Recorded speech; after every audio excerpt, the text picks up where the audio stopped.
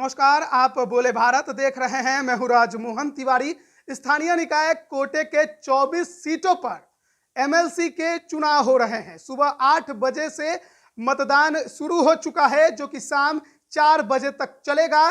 तमाम जो चुने हुए प्रतिनिधि हैं, चाहे सांसद हो, विधायक हो या फिर त्रिस्तरीय पंचायत के प्रतिनिधि हो, नगर निकाय के प्रतिनिधि है, जो भी हैं वो लोग मतदान कर रहे हैं। इस बार का ये एमएलसी चुनाव विधानसभा चुनाव से कम नहीं है, क्योंकि इस बार लड़ाई आमने सामने की है। RJD versus NDA. एनडीए में बीजेपी और जेडीयू प्रमुख रूप से चुनाव लड़ रहे हैं, तो महागठबंधन से आरजेडी ने 23 सीटों पर उम्मीदवार उतारे हैं। 24 में से 23 सीटों पर, एक सीट पर भाजपा के प्रत्याशी मैदान में हैं, लेकिन इसे त्रिकोणीय बनाने की कोशिश की है लोजपा, रामविलास और विकासशील इंसान पार्टी के उम्मीदवारों ने। साथ ही साथ निर्दलीय प्रत्याशियों ने भी मैदान में उतरकर इस बार के एमएलसी चुनाव को काफी ज्यादा दिलचस्प बना दिया है।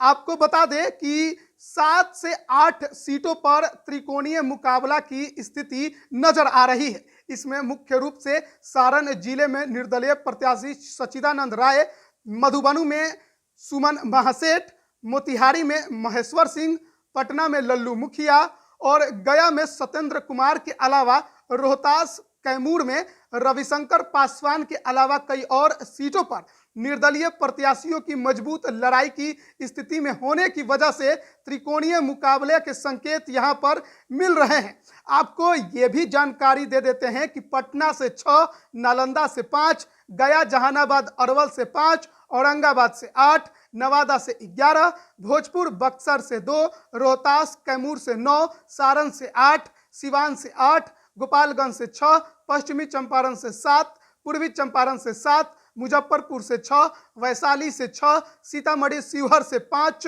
दरभंगा से 13, समस्तीपुर से 8, मुंगेर, जमुई, लखीसराय, शेखपुरा से 13, बेगूसराय, खगड़िया से 12, सहरसा, मधेपुरा, सुपौल से 14, भागलपुर, बांका से 7, मधुबनी से 6, पूर्णिया, अररिया सह किशनगंज से 7, कटिहार निर्वाचन क्षेत्र से 8 प्रत्याशी चुनावी मैदान में है। तो कुल जोड़ दिया जाए तो 187 प्रत्याशी इस 24 सीटों के चुनावी मैदान में अपनी किस्मत को आजमा रहे हैं।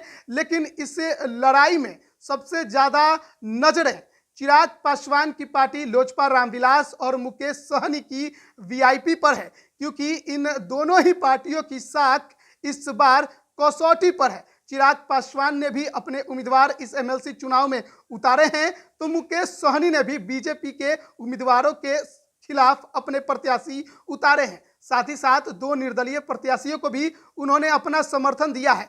ऐसे में लड़ाई काफी दिलचस्प नजर आ रही है और एमएलसी का चुनाव जो इस बार नजर आ रहा है वो विधानसभा चुनाव से कम नजर नहीं आ रहा है।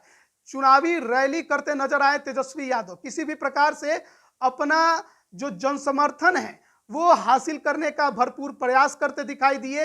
साथ ही साथ इस कोशिश में भी नजर आए कि किसी भी प्रकार से जो उनके पार्टी के बागी बनकर मैदान में उतरे हैं वो ज्यादा उन्हें नुकसान ना पहुंचा पाए। कई रैलियों में तो ये कहते भी नजर आए कि आप हमें इन एमएलसी के सीटों पर जीत दिलाइए और फिर देखिए कि किस प्रकार से हम बिहार में सरकार बनाकर आपको दिखाते हैं। तो लड़ाई बड़ा ही मजेदार नजर आएगा आपको। 7 अप्रैल को परिणाम आएंगे तो बेहतर ढंग से आगे की जो रणनीति है वो भी पता चल पाएगी। आप बने रहिए बोले भारत के साथ। तमाम अपडेट हम आप तक पहुंचा रहे हैं। आप सभी का बहुत बहुत धन्यवाद।